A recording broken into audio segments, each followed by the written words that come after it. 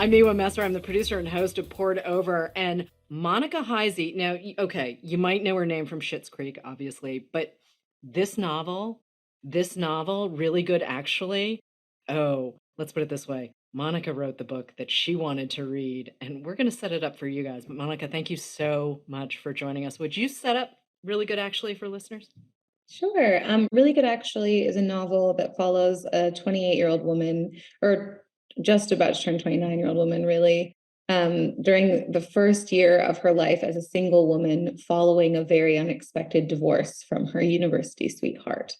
Okay. This is not autofiction. This is not autofiction. This is not thinly veiled autobiography. This is a really fun, wild novel. And Maggie. Yeah, I think so. I did go through a divorce at a young age Mhm. myself.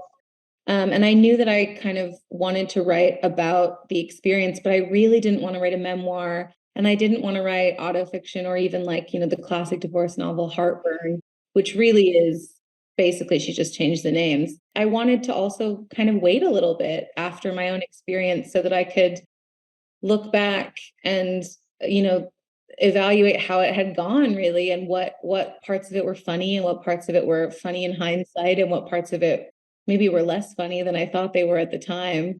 I didn't want to be doing therapy when I was writing a novel. I wanted to do therapy and write a novel later.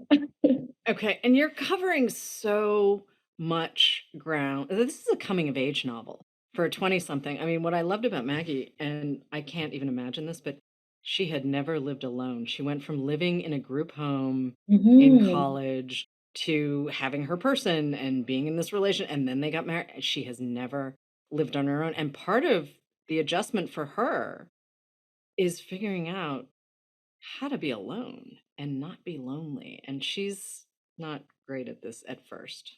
Yeah, I think a lot of times divorce stories and breakup stories end up kind of being still stories about the relationship. There are these Hmm. dissections of what went wrong in the relationship and how each part of the relationship behaved. But I really wanted to write a novel about the experience of being alone, in this case for the first time, and the ways that people can struggle with that. Maggie has a really cool group of friends. Can you run through who these folks are for listeners? Because they're great. They are so Yeah. sweet. Maggie has a close group of friends in her group chat. She has a friend named Clive and a friend named Amira, and then two friends named Lauren. And to differentiate, we have Lauren and we have emotional Lauren. One cries all the time, one cries never. You can probably tell who's who.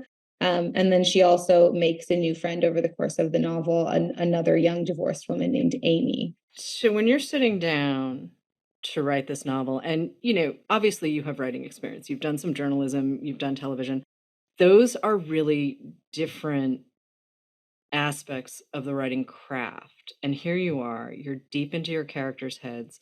So we know you start with the idea that you want to write about second chances and divorce and processing all of this and what happens when you divorce and you don't have a fancy house and a wine cellar.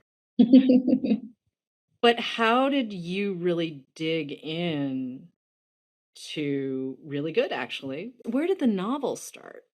So I wrote the first thing I wrote is the first page of the book, which is this list of all the reasons that the marriage didn't work out. There are some short form pieces kind of scattered throughout the Hmm. book, little fantasies that Maggie has, or Google search results, or text messages and Tinder conversations and whatever. And those shorter pieces were kind of my way in both to the character and the novel, because the novel takes place so almost claustrophobically inside Maggie's head. And because there are places where she and I kind of do overlap, and there are just as many places where we kind of diverge. I thought I really need to get a sense of who this person is, where we're similar, where we're different, where her relationship was similar and different. Before I can start fictionalizing situations for her, I really need to start with character. I feel like TV is the same. If you have really strong characters, the story becomes really easy to write because you know the person and it's just what would this person do in this situation, and that becomes the story. So I did all of the short form pieces first as kind of character exercises to get to know Maggie and then started from there. Yeah, I gotta say her search history is hysterical. There were so many moments during this book, and not to say that Maggie doesn't have an arc and she doesn't no, she's great, but oh my god, the lists. I was barking. I was laughing so hard. The amount that you can get from something that simple. I love the idea of a sketch, right? Like you can get Mhm. an idea of a person in 2 sentences, or you can get the setting in 3 kind of thing. I think we don't always, you don't always need a lot of time and a lot of space to be able to say, "This is who you are," because part of Maggie is she really lives online. She is a very, very online millennial. Criminally online, you might say, yeah. Okay, criminally online. Yeah, okay, she's criminally online. But how do you let Maggie have her experience and not have your own sort of feelings seep in? I mean, this is she's really online. I'm really not kidding when I say she's online. Yeah, I mean, I think I looked at things that I noticed in myself or others or worried about in myself or others. I Mhm. think, for example, Maggie leans really heavily into the kind of post-breakup sort of sexy sad girl posting online, Mhm. which is something that I think about all the time, but that I haven't really engaged in a ton myself, but that I'm really interested in. So I think it was about seeing Maggie as kind of a place I could work out some of my feelings about some of these things. And Mhm. I wanted to consider kind of both sides. Maggie finds it initially kind of empowering and like there is a sense of community to be tweeting, like those tweets about bad dates that are kind of like sexy and sad and Mhm. women talking about their own kind of degradation, but in a sort of winking way. And Maggie finds that comforting at first, I think, and then starts to realize that maybe it's not providing actual community, which is what she's looking for.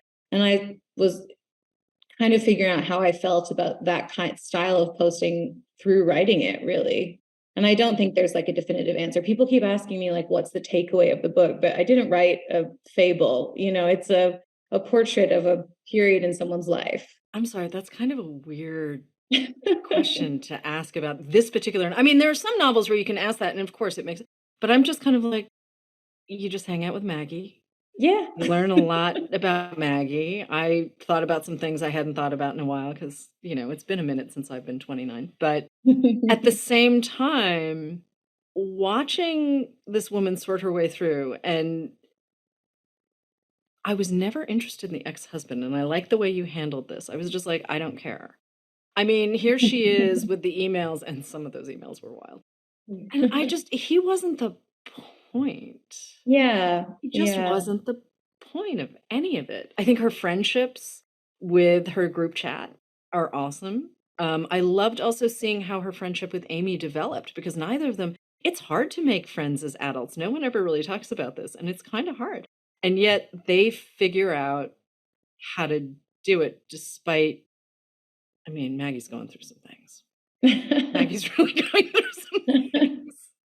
Yeah, and Amy was so fun to write, and I think Mhm. was really like a fantasy of mine. Like she's a total fiction. I didn't really have any friends who were getting divorced at the same time I Mhm. was. And I just was like, what would it be like to meet someone who is going through the same thing, but is basically your opposite in every other way? Mhm. Mhm. And how do you find a way to connect with that person, or can you build a friendship on just this one thing, or does there have to be something deeper to it? And I think Maggie ultimately learns that maybe she was misreading how many things she had in common with Amy at the start. And also, making friends offline is very different. I think there are a lot of folks who, because they live online so much, they think they actually have, and maybe some people do. I mean, maybe there are very deep, genuine friendships that come out of being online, but it's really different to share space. It's Yes. really, really different and complicated to share space. And I'm kind of using this to loop back to Maggie's inability to live on her own. Mm. I mean, can you imagine not being able to live on I'm very Again, it's fond of my like dude, but I need my alone time. yeah, I think again, it was like the book was a really nice place for me to kind of work through, like fantasy and nightmare versions of my divorce. I had lived alone before. I did have an existing relationship with my therapist, and Maggie is someone who I kind of set a little bit farther back. She didn't have that experience. She hadn't started really working on herself. Divorce can really hit you like a bit of a train. And it kind of, I was thinking like, what's the biggest version of the train that you could have? Because it still got me pretty good. I was just on maybe like a less intense track in terms of setting her farther back. Like Maggie also is someone who's never been on dating apps before. And there is such a small generation of people for whom the dating world changed while they were in a relationship and was totally unrecognizable by the time they came out of their first major adult relationship. So people were adjusting not only to being single again, but to an entirely new way of dating and meeting people, the rules of which had just been written, but like just before they got back in, which is such a crazy idea to me. I have a few friends who kind of went through that with their big breakup, and it was like the wild, wild west for them. Yeah, it's been pretty trippy watching that, and I have to say I'm really glad I never had to. Oh, you've never done it? Oh, I'm wow. not well, I mean, I'm also old and settled, but I think I would have a heart attack. I genuinely do not know what I would do because one, I would probably spend too much time on it. But I mean, I wanted to convey in the book as well that it can be exciting. It can be exciting and fun. It really can. Everyone has bad stories about the dating apps, but there are also some really fun and wild experiences with people that you might never have met in a kind of like waiting to run into them sort of way. And I wanted Maggie to kind of run the gamut a little bit, to have some good experiences and some bad ones, and to be confused and scared by it, but also confused and like excited and into it. it's kind of like watching a baby giraffe figure out how to walk. It really Yeah. is. I mean, you're Yeah. kind of like, okay, Maggie, go. But Good you luck, really girl. do look like a baby giraffe figuring all of this out. But, part of this living online thing too is body image. And this has been a Mm. big thing for women for a long time. And you started early on writing online for local publications in Canada and whatnot. And we all know when you're a woman on the internet, You gotta write some personal yeah. essays. Oh, I'm delighted we had that moment where everyone was telling all of their stories in great detail, and now I'm like, we don't actually have to do that anymore, I you can know. just I'm make like, stuff up. You can really make it up, it's okay. yeah, yeah, I know. But let's talk about Maggie and body image for a second, because she is not a size 6. She's not. Hmm. She's Mm-mm. healthy, she's figuring it out, she's very, very competitive in spin class, which I respect. All of it is about the surface stuff, but Hmm. Maggie doesn't even really know what the internal stuff is. How's she gonna figure out the surface stuff if she doesn't know what's underneath? Well, and I think that's a big journey for her in the book, is that she focuses quite aggressively on the external, which I think a Mm. lot of us do. She really throws herself into that myth of the post-breakup glow up and doesn't even realize, because that's such an encouraged, like socially encouraged way to process a breakup, to go Mhm. to the gym and get really hot and get the good haircut and whatever. She doesn't even realize that it's part of her like more extended project of running away from the difficult feelings. You're totally right that her focus on the external means that she doesn't even need to get involved with the internal. She can pretend that everything's fine, and because she looks good, basically. Do you have a favorite moment for Maggie in this novel? Did you surprise yourself at any point where you were like, "Oh, oh, oh, how did we get here?"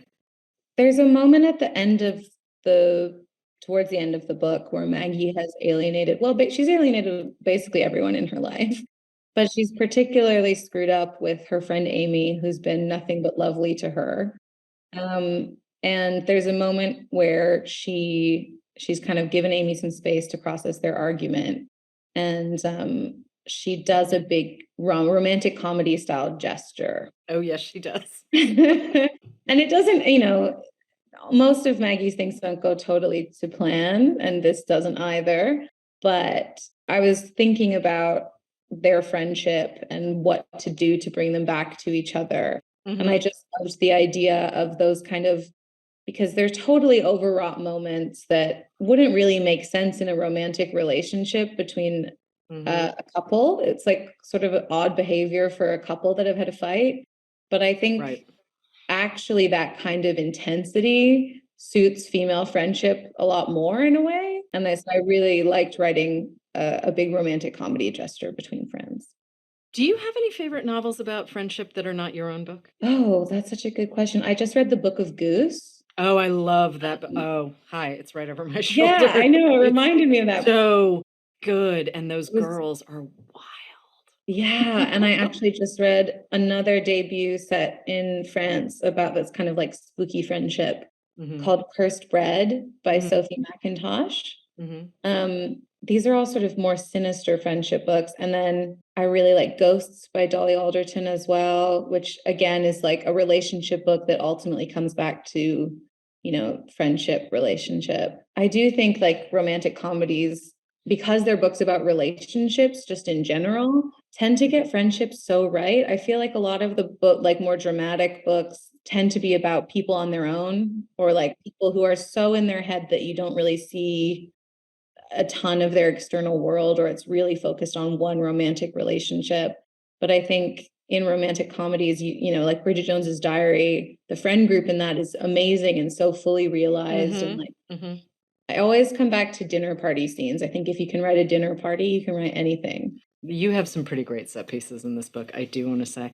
But did you write linear? I mean, I know you said you wrote sort of the interstitial, the emails and the lists and all of that just as character studies, but once you sit down to build Maggie's world, because I mean, why do we always reserve world building for like science fiction and fantasy? I'm like, no, that's why a novel exists, is to Yeah. build a world. But once you sit down, I mean, that's a lot of time in one person's head. It's a lot of Mhm. time. So are you sitting down and writing in a linear fashion, or are you just saying, "Oh, here's what I'm thinking about now. Let's see what happens and where Maggie takes us." I'm a real outline girly. I Mhm. love to outline. I think that's a TV writing habit that I picked up because I did not used to love to outline. I always used to think, no, I just want to get to the scripting. That's the most fun part. But I was too young to know that actually the scripting is only really fun if you have a really solid outline. Because if the story is not working, then someone can come in and just rip all of this fun dialogue you wrote to shreds and it's useless and you have to start over. So having a really airtight story structure is really important to me to start. And then my process with scripting and with the novel was, once I had the outline, I wrote all the most fun parts first. All that basically I wrote in order of enthusiasm, the stuff that I Okay. was excited to write, because then you get excited about the parts in between. The Right. things that seem like they might just be kind of boring narrative bridges or whatever suddenly become the way you get from this fun thing to this fun thing. And you know that those are fun because you've already written them and filled them in and made them kind of crunchy and juicy and whatever. So yeah, I always just like write what seems like the most fun that day until there's nothing left. Okay, that's a really good plan. But so are we talking bridge points like Maggie's job? Because she's got a couple of colleagues who are great and a couple of colleagues where I'm like, "Ooh, I'm glad I don't work with that person."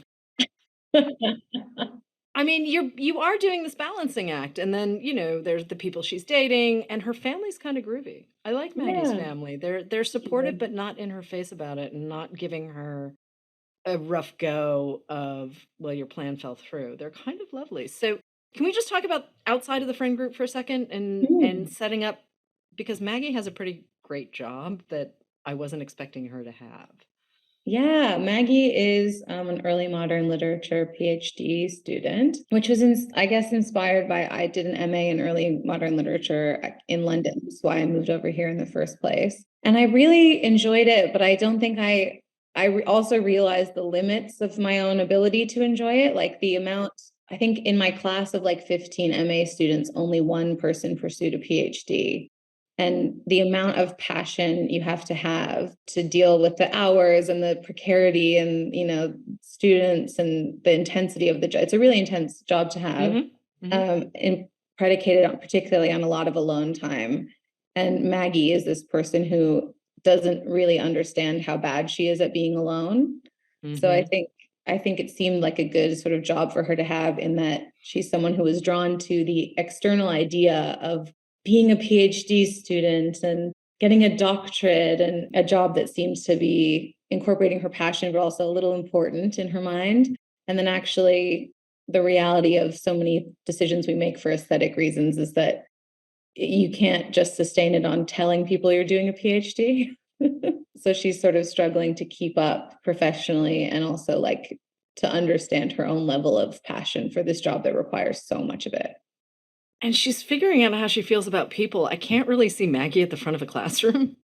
Like, she's a great character, and, ultimately, good stuff happens for her. She just needs to bump around first. But yeah, it always sort of seemed like, oh, Maggie really, like, she's got these big ideas about what she thinks she's supposed to do and who she's, Mhm.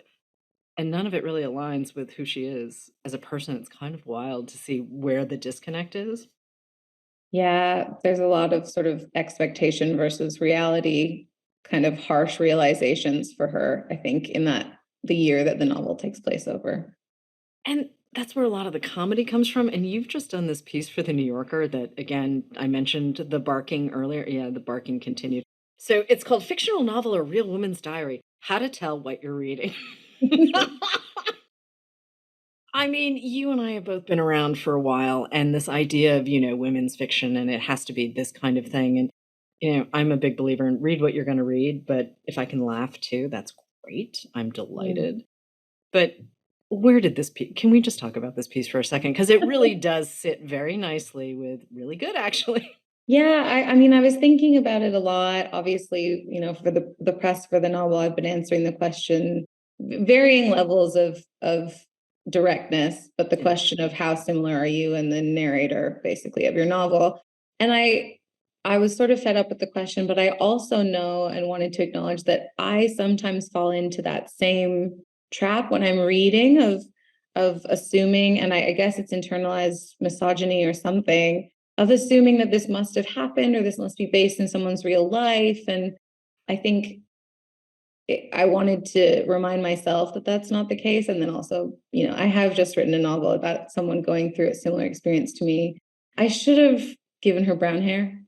I should have just, but then that seems so silly. Do you know what I mean? I was like, Yeah. I wanted to write a lot about body image and Hmm. about what it's like to be a size 12 woman of a of like this age, or I guess of a 29-year-old woman of that size. And like, I just had the most experience living in this exact sort of physical form. So I thought, well, I'll make the character look like me. That's fine. People are going to make that illusion in their minds anyway. And they really have. Yeah, it's a little frustrating, I have to say. I just, I'm going to chalk it up to. And then there are times where I read a book and I'm like, I really don't want to know if any of this is, no, no. I don't want to know. I don't know if that's because I'm from Boston and we just don't like to know a lot of things. That's fine. It happens. It really does. But write the book you want to read. I get that. I absolutely get Mm. that. And I can see how story structure just becomes, part of you sitting down. There's no way you can separate really when you've been doing this for so long. But the film rights have been sold for really good, actually, and you're working on the screenplay, right? So Yeah. you're essentially stripping down. You've created this world in this book, which moves very quickly, and there's a great cast, and a lot of stuff happens. And now you've got to strip it down to the studs to make it into a teleplay. I'm really excited about the possibilities of TV for this book Okay. because it's so intensely focused on Maggie's perspective. Hmm. And I think having the kind of outside presence of the camera there is just going to allow us to play even more with the difference between how Maggie thinks everything is going and how it's Hmm. actually going. And also maybe to give the audience a bit of a break from her Yep. as well. Like I would love, I think, to do like an episode where Maggie doesn't feature and it's just her friends, Yeah, that would be great. and to see them because, one person in the group is having a terrible time and the other rest of them all have their own struggles in their own lives, but they're just not the subject of this novel or of Maggie's thoughts for most of the novel either. But it doesn't mean they're not happening. And I think it would be really nice to kind of sing the praises of supportive friend groups even a little bit more to show the things that they're balancing in addition to this kind of garbage tornado that's their friend. So just like to be able to expand on the stories and lives of these other characters who I became really, really fond of over the course of the book, basically. There's a storyline for someone in the group chat that is sort of almost the polar opposite of what Maggie's been going through. And it was a nice contrast to have. And of course, Maggie is completely oblivious because she's caught up in her own stuff. And then all of a sudden she's like, wait, this is happening. Hmm. And it was just, yeah, I would like to see more of that particular storyline as well. And yes, if I sound like I'm dancing around something, I am. Just go read. Really good, actually. Can we talk about how you found your voice, though, as Monica Heisey? I mean, you are very funny, but you're also very razor sharp. There's some stuff in here where you are not letting Maggie or her friends off the hook. So, can we talk about some of the writers who helped make you who you are? Sure. God, I'm obsessed with this thing that I think the thing that unites all of the reading that I've done, or that I've certainly done as when I was young. So when I was, I guess to start way back, I read a lot as a kid with my parents. They were big sort of books for your birthday parents. And even then, the books that we were reading, I think were very, they were leaned very classical, but they were really funny, like Jane Austen and Charles Dickens. And then when I was guiding my own reading, I still kind of wanted that and looked for that. Sheila Heti's narrator in How Should a Person Be says, you have to know where the funny is. If you know where the funny is, you know everything. And I think that is basically the one guiding thing of all the writers that I'm into. They just have, even if the topics are very intense or very like intellectually complex or whatever, there's just still a sense of humor. And if there's not, I kind of can't get into it. So I'm real, like Sheila obviously knows where the funny is an incredible author. Elif Bachman, same thing. I read somewhere, okay, my friend Lauren also remembers this quote existing, so it has to be real. But I asked her about it and she doesn't. I met her once and asked her about it and she doesn't remember saying it. But I read in an interview somewhere, she said her editing process for The Idiot was if something made her laugh, she kept it in. And I was like, that's great. I love that. It's right. Having read The Idiot, I'm down with that. Yeah, Right. no, I hope that I would like that to be true. I Yeah. have no idea, but I would like that to be true because here's the other thing, for a long time, women were only considered funny if we were writing about domestic stuff, right? Yeah. Like Irma Bombeck. And it's like, okay, fine, whatever, but we can be wry and witty and okay, Jane Austen has her place, all props. But you know, there are all sorts of different kinds of relationships, and it isn't just about settling down and having a family and a house and a wine cellar.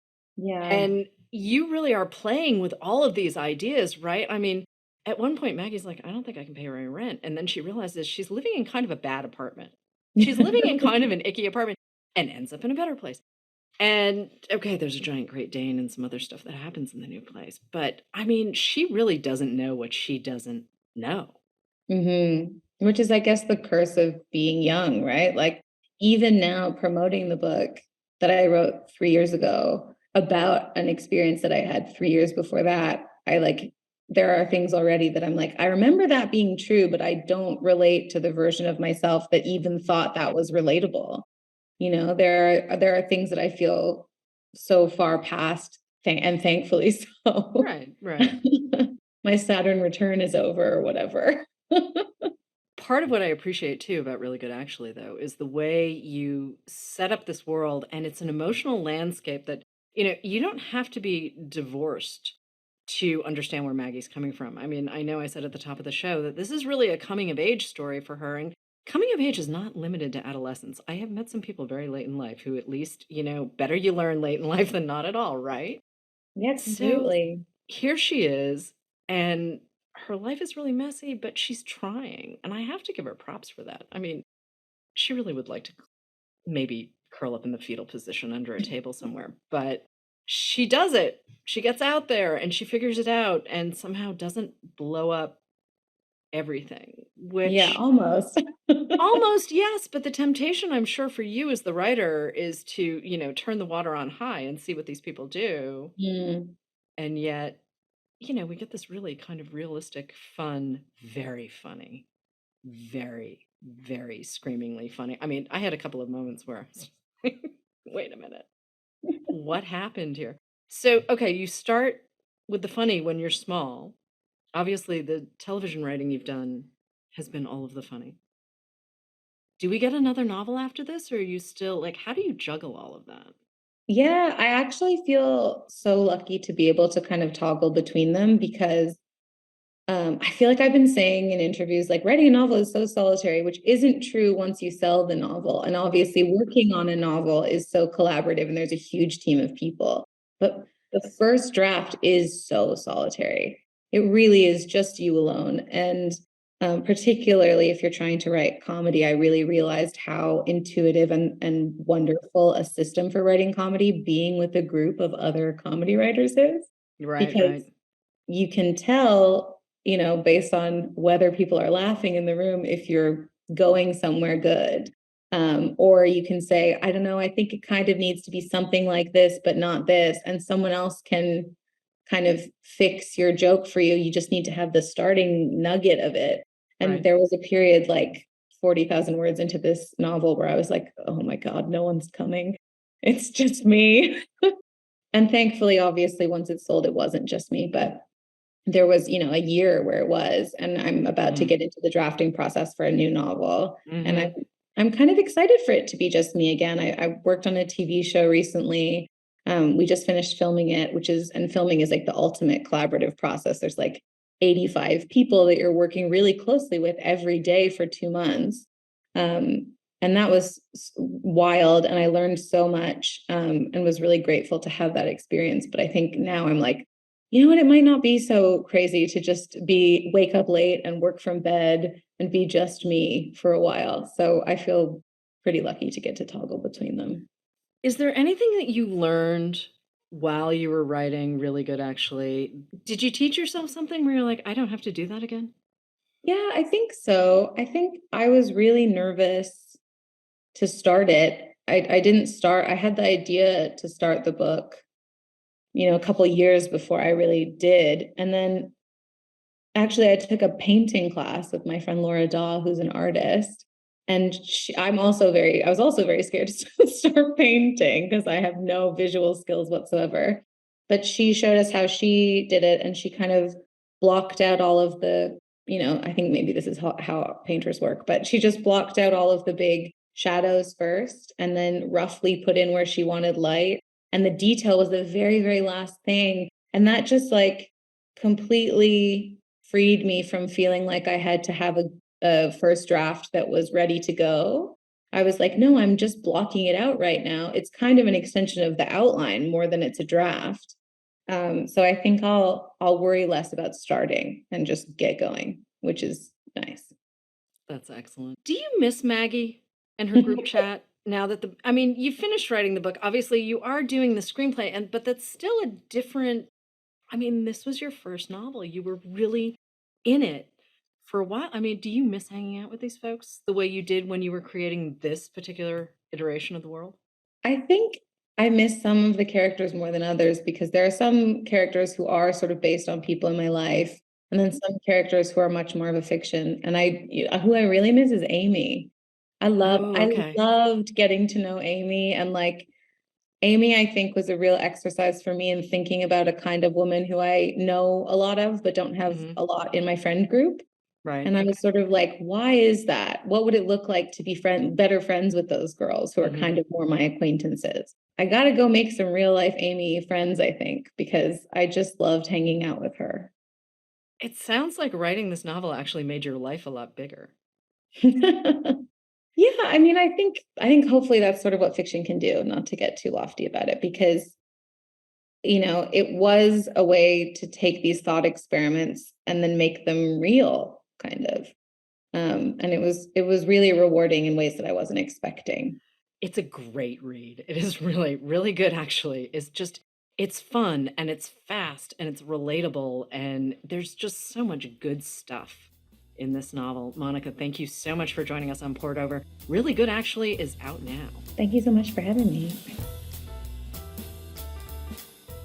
I'm Miwa Messer. I'm the producer and host of Poured Over. And Laura Zigman, you may remember Separation Anxiety from 2020. It came out right as, well, everything was changing. So a lot of us heard about it. A lot of us were able to do something cool with it. And then some people might have missed it because it was a really weird time for all of us. Laura's back with a new novel called Small World, which we're going to get to in a minute. But Some of us remember Laura from 1998 in a novel called Animal Husbandry. And we might talk about that a little bit, but really, I want to talk about this pair of novels that you've just put out into the world in the last couple of years. Laura, it is so good to see you. It's been way too long. Miwa, so great to see you. It has been too long, but I'm so glad to be here. All right, let's set up Small World for listeners. Yeah, so Small World is a novel about two sisters who move in together as adults. They're both childless by design and recently divorced. One sister moves back from California after living there for over 30 years and ends up moving in with Joyce, who lives in Cambridge, Mass. And I thought it would be really kind of a funny thing to imagine what would happen if my sister moves back from California, where she's lived for over 30 years. And the fun, the humor that could be mined from siblings, especially sisters.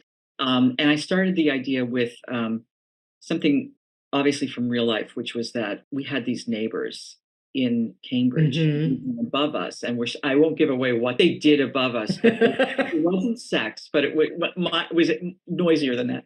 But the people who moved in right above us sort of opened a business, and we lived here, and we were just deeply annoyed for a very long time. And I thought at the time, like, somehow I will turn this into the beginning of a novel. And so I ended up using that as a little bit of an excuse to start this novel, and having the sisters, deal with the noise, and in their new living situation to finally deal with their childhood, which involved their middle sister who had died, who had a severe disability, and who died when she was 10.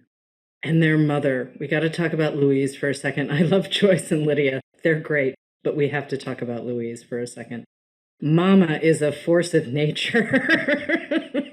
As always, I take something from my real life. I grew up in a family that had lost a child. I was the third child, but my first sister, who was born first, she died when she was 7. She had a very rare bone disease, and so she didn't really live with us most of her life. She was institutionalized because of her condition, and then she died when she was 7. But my sister, Linda, who lives in California, she and I sort of grew up in the shadow of this grief. And so even though we didn't know her, we felt like, we were just very much affected, obviously, by what had happened. And so in the novel, it's very different. Eleanor, who is the sister with with CP and other issues, lives at home the whole time, most of her life, most of her 10 years, she lives at home. And Louise, their mother, it's the 70s. This part of the story takes place in the 70s. And Louise is kind of an accidental activist. She becomes an advocate for their kids. And so she makes Eleanor really the center of attention in the family, which is on the one hand a great, great thing. But on the other hand has the effect of making Lydia and Joyce really feel excluded from the movement to include Eleanor and everything. So it's a double-edged sword. And it's funny because when I was growing up in outside Boston, the woman across the street from us was very much like this. She had graduated from college. She was super smart. And she ended up running the Charles River Watershed Association, which was like an environmental thing. And she was in Congress. I mean, she was incredible, but she had no background except a passion. And that was something that was very inspiring at the time. And my parents were very involved in activism for the institution where my sister had lived. And so I kind of grew up with that feeling, but that's not how my family was. We weren't. Well, taking elements of your own life isn't, it's not autofiction. Let's be clear. This is not autofiction.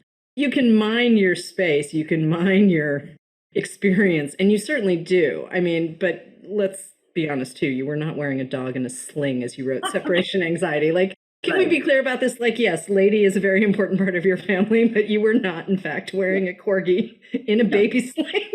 Did not, but wanted to, but did not. Yeah, and I understand the wanting to, because, I mean, who doesn't love a dog? But part of it, when you're talking about the grief, I don't want people to get the idea that this book is only about Lydia and Joyce's grief. I mean, the two of them are also navigating being adults around each other when they don't really have any experience of each other in adulthood. I mean, they've been living 3,000 miles away for a very, very long time. And at one point, Lydia's explaining her divorce. Joyce is like, I don't even really remember my brother-in-law. I don't actually really know him. I have no idea what's going on. And what a truthful, funny moment, though, because I think a lot of us look around our families and go, do I even know you? I mean, sibling, in-law, whatever, you look at these people and go, do I actually know you? Who are you? Yeah. Well, that's really true, especially if you live, my sister and I have lived on different coasts since college. And, Mm-hmm. we would travel and see each other and all that. I mean, there are things you know about each other and things you don't know. And, people show you what they want to show you, myself included, on a visit. And so when Lydia and Joyce do move in, you're exactly right. They don't know each other. But yet they have those issues from childhood. And we all have those issues. You get together at Thanksgiving or for the holidays or for a special occasion, and it always creeps up. And that's a lot of what this is. When you're raised a certain way and you feel invisible in your family, and then you are like reunited as adults, but you're not really adults because you're still children. You're still those children who feel overlooked. And Lydia and Joyce, too. I mean, they felt so invisible as children, and now they're in that lovely stage of middle age where women become invisible. It just happens. It's almost like it's overnight, and you're just kind of like, okay. Yeah. I want to talk about this for a second, because middle age, it's similar territory to separation anxiety. I mean, you do, like, sort of through your 40s, you have your life and everything else, and then suddenly, wham. Yeah. It's a huge shift. I mean, in separation anxiety, Judy, is can't afford to get divorced, and so is still living with her husband. But, and is facing the death of a close friend. And there's one scene toward the end of the book where she goes to Trader Joe's. I mean, this has happened to me 1,000. My own feelings about Trader Joe's, but the enforced frivolity and hilarity of it is always annoying to me. But when you go through the line and the cashier in this scene, but it's happened to me, super flirty with the woman in front of me.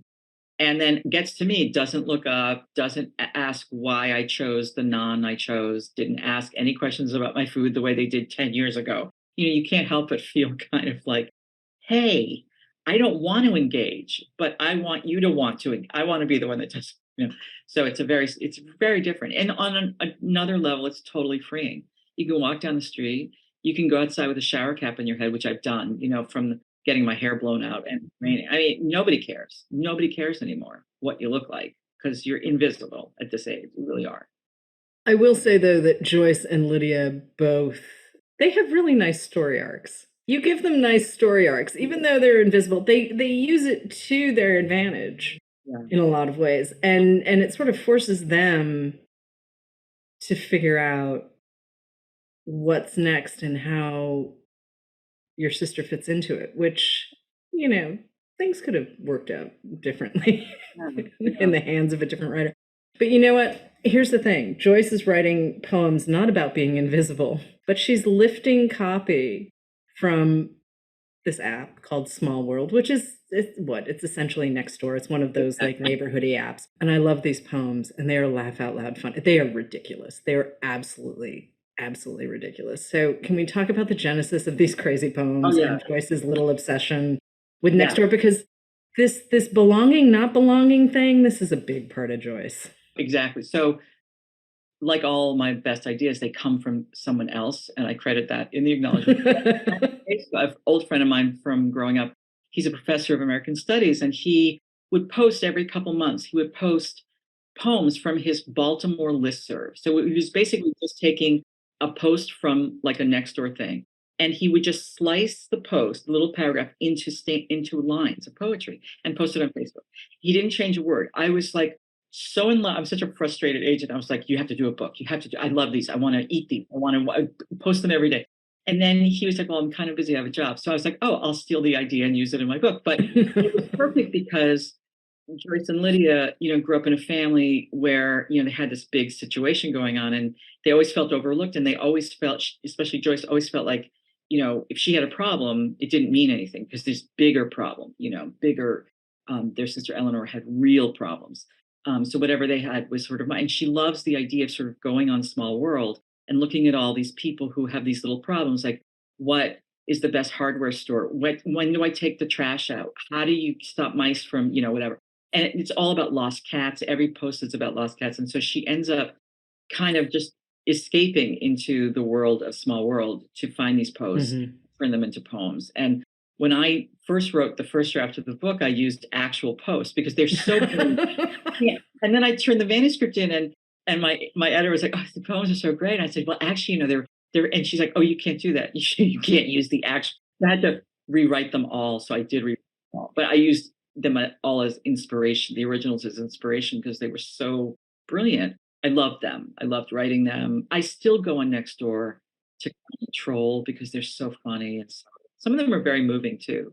Like you'll see all these annoying ones, and then these very service oriented ones, and then you see people who are so lonely posting their thoughts and feelings. And I mean, my God, And Joyce doesn't post until she does, but we're going to leave readers to find out why Joyce posts because it's an excellent moment. It's a kind of dumb thing that she does, but it's an excellent moment.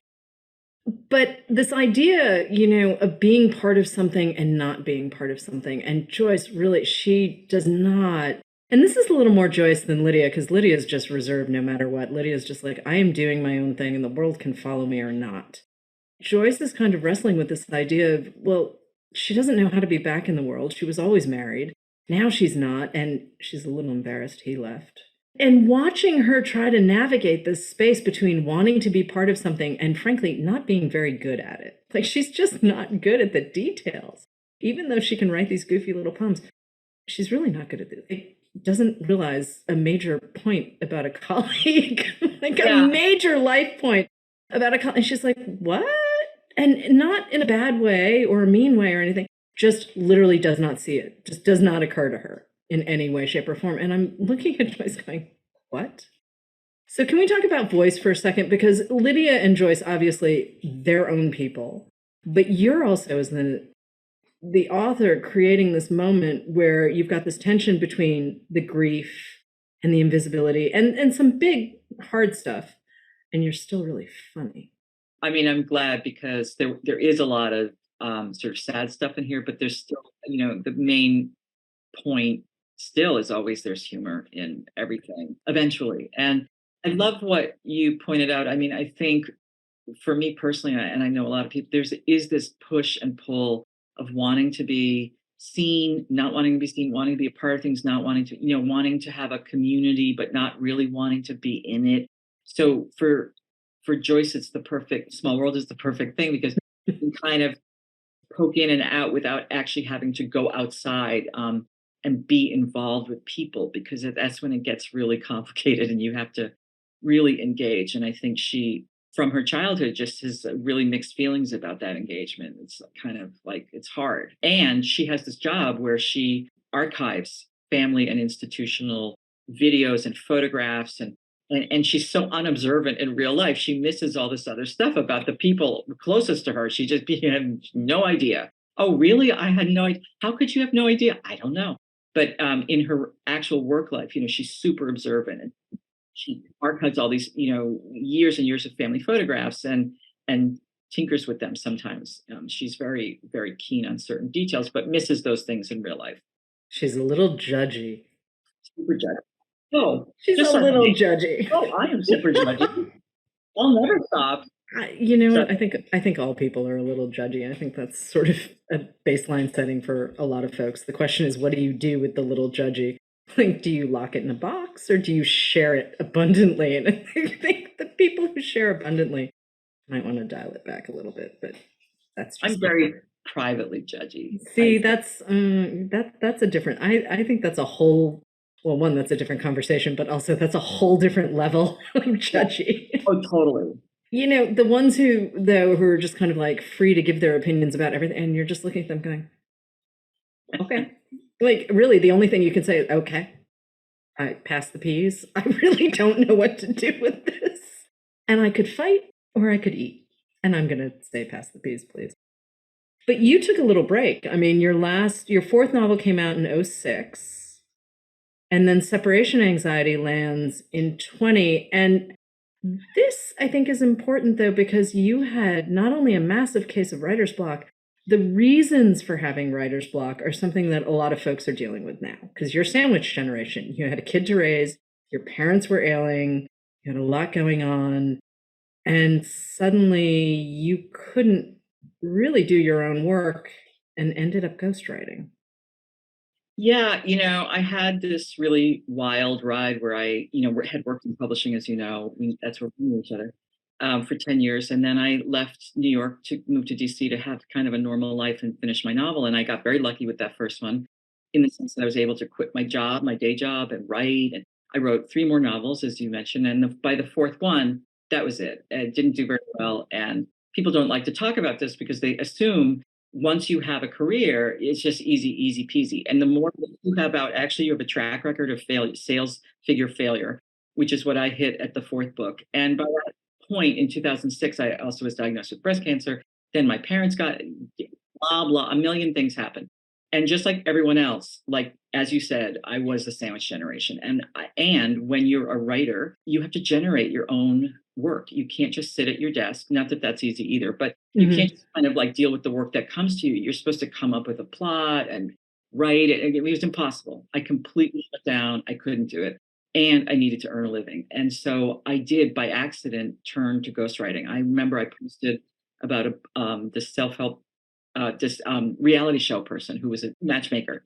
And they contacted me and said, do you want to write? I was like, absolutely. I had no idea how to do it. And I ended up calling BJ Novak. Before BJ Novak was BJ Novak, he was just a kid from Newton. And his father is very well known here for being not just a great writer, but a really successful ghostwriter. And I had met Bill Novak, BJ's father, a long time ago. Anyway, he kind of gave me a tutorial on the phone how to do it. Okay. And that's how I started ghostwriting. But I was really lucky after that first book I worked with Wendy Davis, the state senator. And then I worked with Eddie Izzard, and he was great. And these books are very hard to write because they take a lot of time, and you're dealing with celebrities or people who are, Eddie Izzard was traveling the world doing, a tour. I mean, constantly traveling. And so you had to hook up, it was logistically difficult. A lot of these projects are really fascinating to talk to somebody and hear their story. And most people have a really deep, painful, sad story to tell deep in there. And that's the most interesting thing. And you feel very honored to get to tell their story. And as much as I love doing it, I'm glad not to do it for now because it is hard. The schedule is very hard. And also it comes back to voice, though, because you have to step out of your own authorial voice and you've got to assume the voice of whoever it is you're writing on behalf of. And that's a high wire act. That's something that folks, I don't think necessarily think about when they're reading a book, because the whole idea is that that person's voice is the only one you hear. And, that's not easy. What's funny, you mentioned that because when I was being schooled by Bill Novak at that time, he said, this is not, just so you know, the most important thing to remember is you, as a ghostwriter, you're not right. It's not like you're writing an article for Vanity Fair about somebody. You are writing in their voice from the story they want to tell if they could write it themselves. And so it's very different. And so as a novelist, obviously, you write in different voices and you have to have that, skill set to do that. But it's what I missed most. It was both a relief at the time because I didn't have to do my own stuff. It was the thing I really missed most. I mean, having the luxury of writing novels again and being able to tell a story, through Joyce's voice or, about a character like Lydia. I mean, it's such bliss, when I finally get going. Yeah, I also had no idea, though, that BJ Novak's dad was Bill Novak. I was like, I remember that name. Like, what? Such a great person. Lovely guy. Yeah. I remember seeing his name on like a million different things. He's like a jackknife of a writer. I mean, there are certain people who, what they're involved in, or what they're, and you're just like, oh yeah, of course, that makes perfect sense. Can we talk about process for a second? Because you just mentioned something, again, when you finally get started on a book, right? So here's this gap, which for various and sundry reasons has happened, but you've got to get back at the desk. You're working on separation anxiety. And that took how long? Ish? So what happened was in that very long period of writer's block, when I really could not sit down and fathom writing a novel, I took very little tiny baby steps. And I remember in like 2011 or whatever, there was a thing called Extra Normal. And it was a script writing thing. You would have these animated characters, you write a script. So I would sit down and I would write it was called Annoying Conversations, these little things. And I made 75 of them. And it felt like cheating because it didn't feel like writing. But I made them in like 20 to 30 minutes. I posted them. but I didn't do anything with them, which was very frustrating. I couldn't sell them, I couldn't monetize them, nothing happened. So I felt like a failure. Then I wrote a script. I tried to write a script from scratch. And so I wrote this kind of road trip movie script about a couple who couldn't afford to be divorced, but who was still living together. Right. And Okay. it, loved it, couldn't sell it, I loved it, couldn't sell it. And so along the way, and then I even more gave up because I was like, here I was trying to do it and nothing was working. And then I really just completely stopped. And then in 2015, I was let go from the job that I had for an app here in Boston, and I rented a shrink's office one day a week in Cambridge. Many shrinks, and so by the hour, I was kind of creepy, but I was like, oh, this is great. I can't afford an office space, but I would go there on Mondays with my and what I ended up realizing is that so for all the people who can't write for years and years, if you do little tiny things along the way, what happened was I ended up taking the script and taking little pieces of it and starting from, I said, I have a couple. I like the couple. It's not going to be a road trip novel because that won't work. But I'm going to start with that scene I really like. I had one little scene I really liked, and that was the seed for the novel. Without that, right, nothing is wasted. And there were little pieces of those videos. I remember doing one about a Prius, and I remember using that little thing about a Prius where it makes no noise in the novel.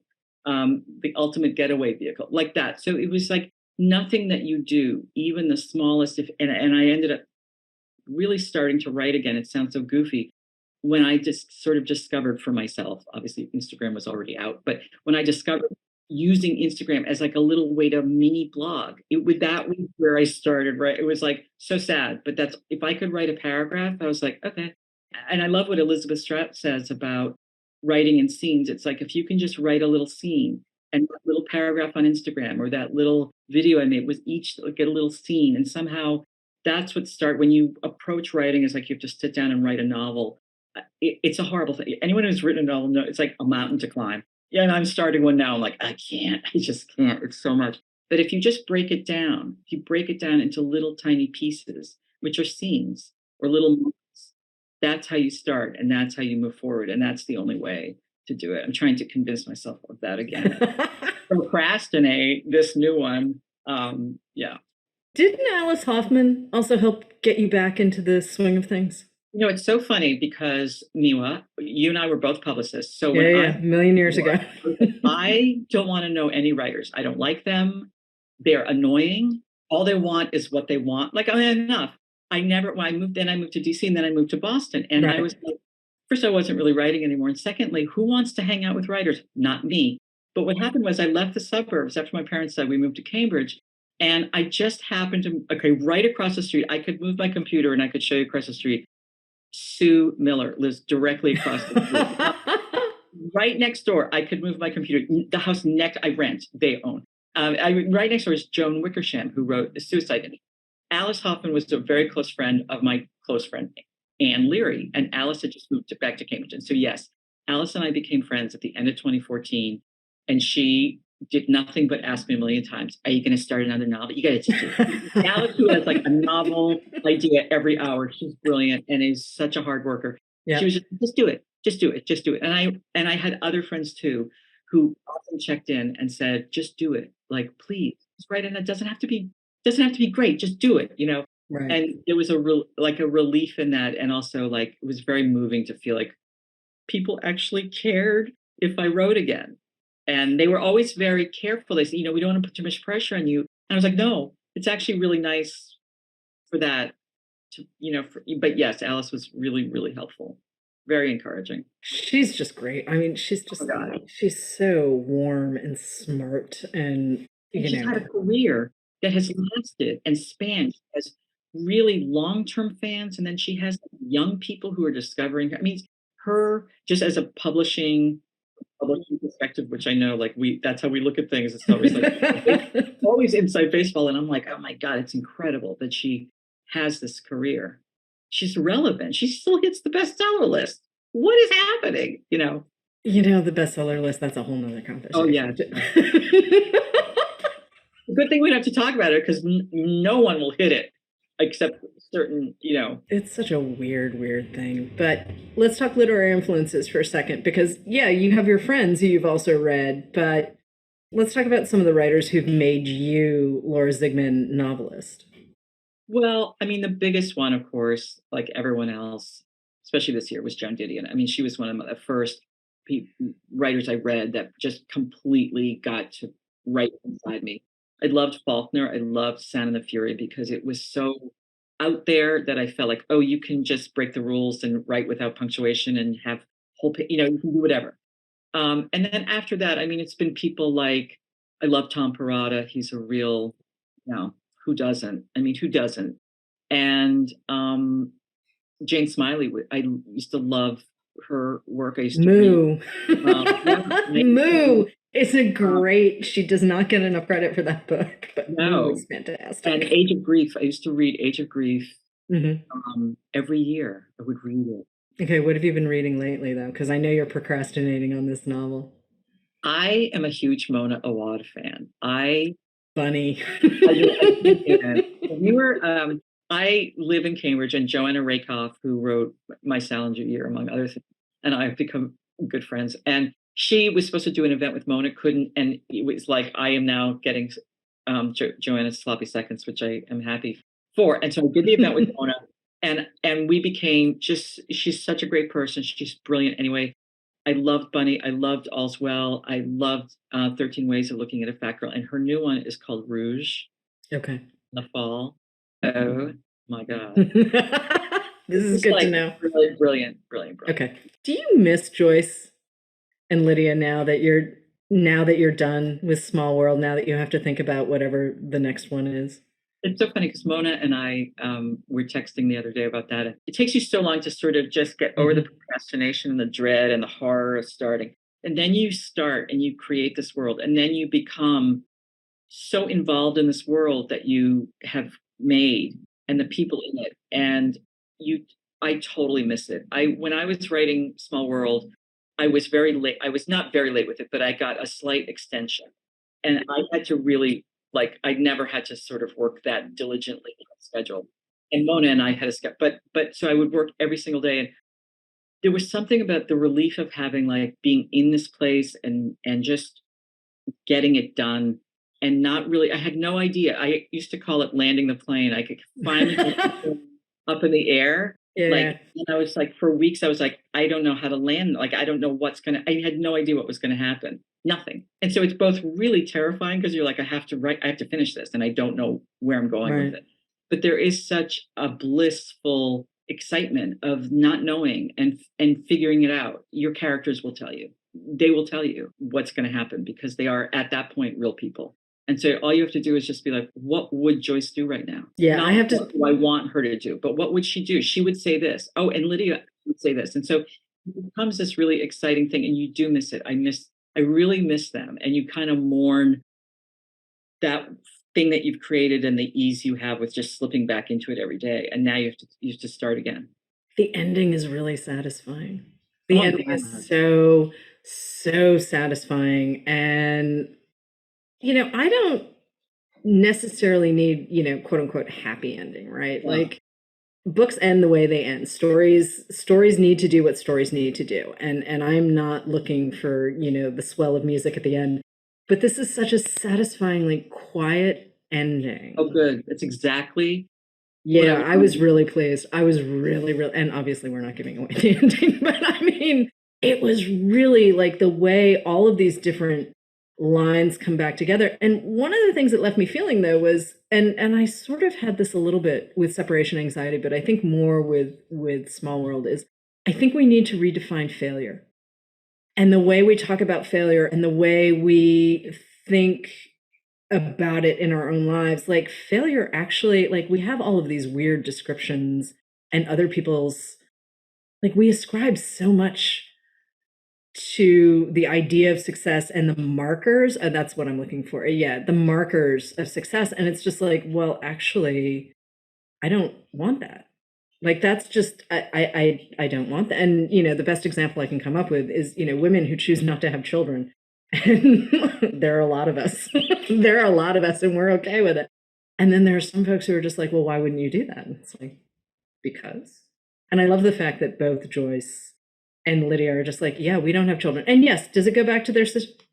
Possibly, sure. But they're both okay. There is not a moment in this book where they're like, oh no, I have done the worst thing ever. I mean, yeah, the divorce is unpleasant for both of them, but they still each have something to learn. Yeah, I agree with you so much.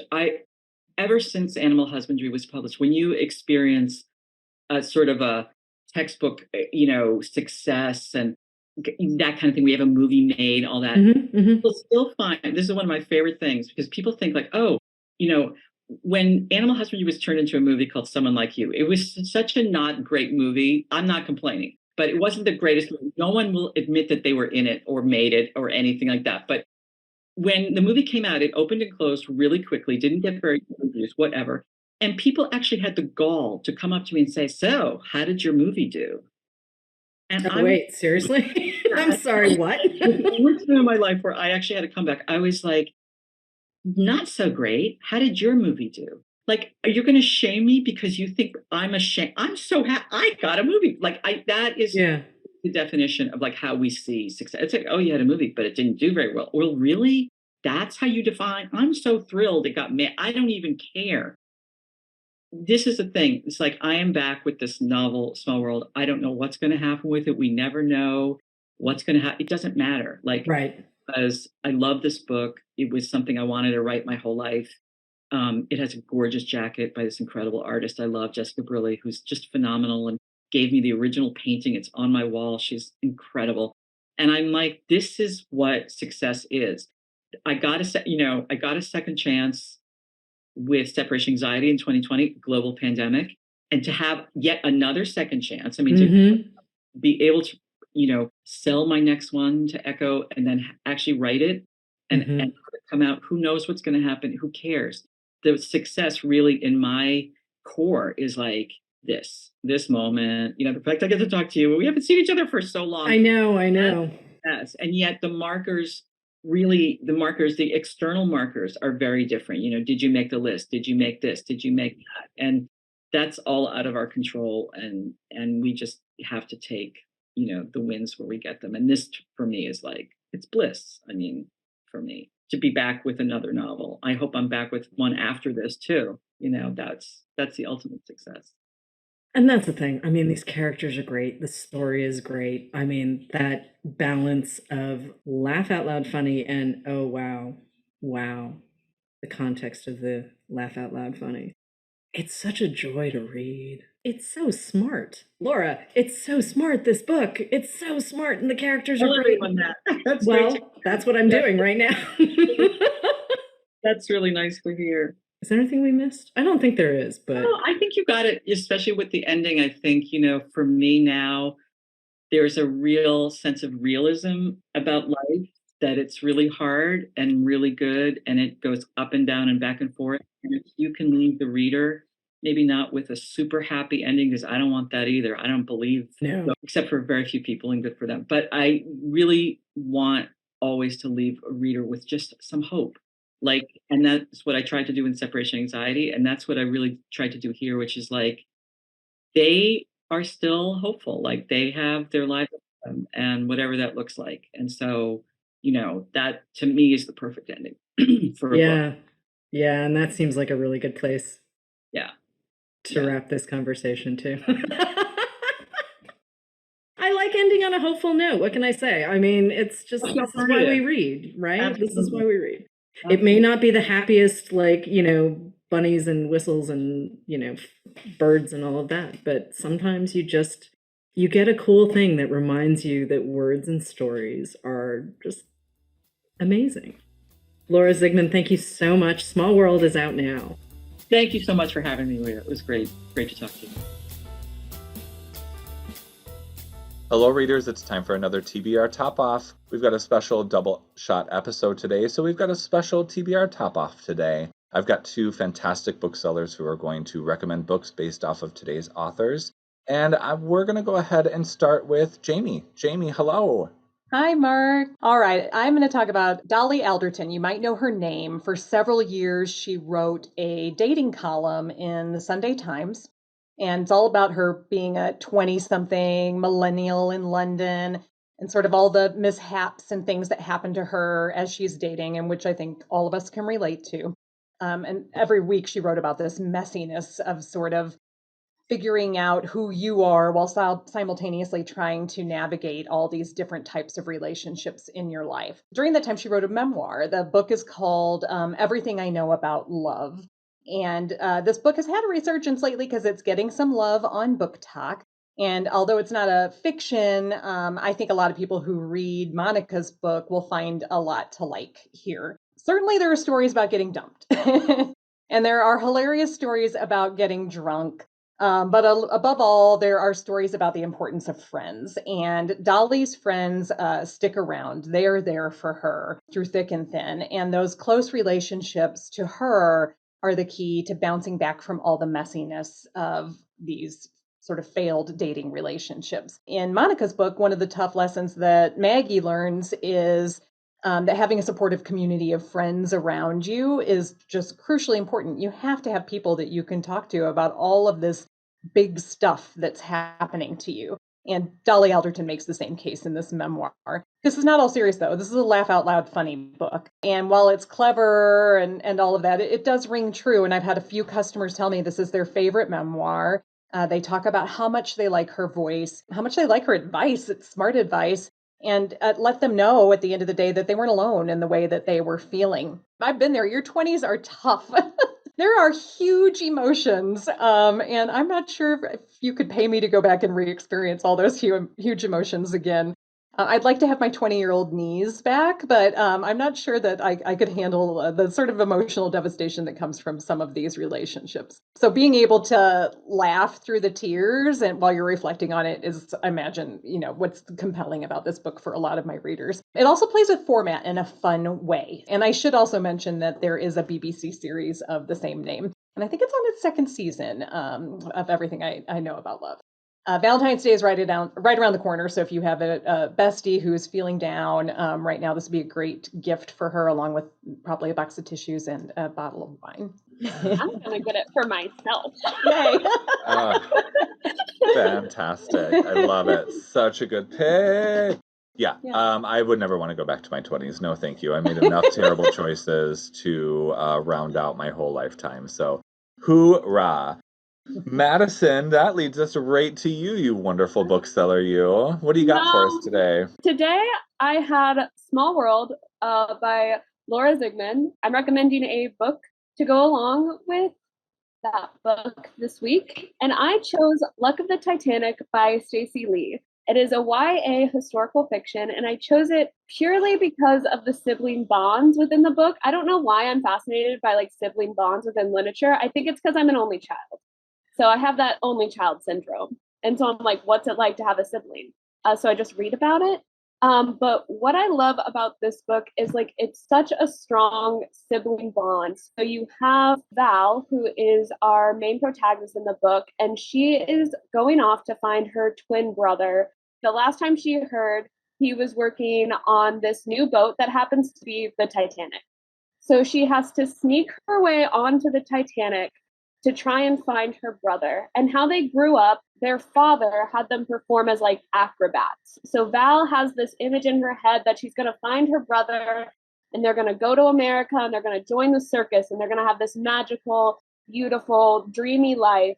And Jamie is more of a realist. He wants stability. He wants to be able to provide for his family. So the whole story, while, you're living history on the Titanic, which we all know how that ended, they are coming to conclusions about themselves, not only as people, but also as siblings, because they have this twin bond, they have this twin connection. And then it slowly just starts to unravel as the historical aspects of the story unravel. And you realize they don't have the same goals or the same dreams. And then they're trying to find that out. And their parents' death both affected them different ways. So you just see this beautiful story of siblings unravel rather tragically. Again, because we all know what happened to the Titanic, but I will leave the ending open to what happens to the siblings on if they join the circus or not, or if they find that life of stability. but I chose it because I think the sibling bond is such like a magical way to tell a story, especially because it's not always what you seem. So it has the like, it can be tactful to add that like little twist or plot twist within your story, which is why I recommended this one to go along with Small World by Laura Zigman. I can say, as the older sister to two younger sisters, it's complicated. Yes, and I am the youngest of 6, so I get it as well. Sibling stuff is messy and beautiful and brilliant and horrifying all at the same time. Nice picks, you both. Thank you so much. That's all we have for today, everybody. Thanks so much for tuning in to Poured Over. Please make sure to give us a rating and subscribe so you never miss an episode. You can also follow us at Barnes & Noble. Pretty simple.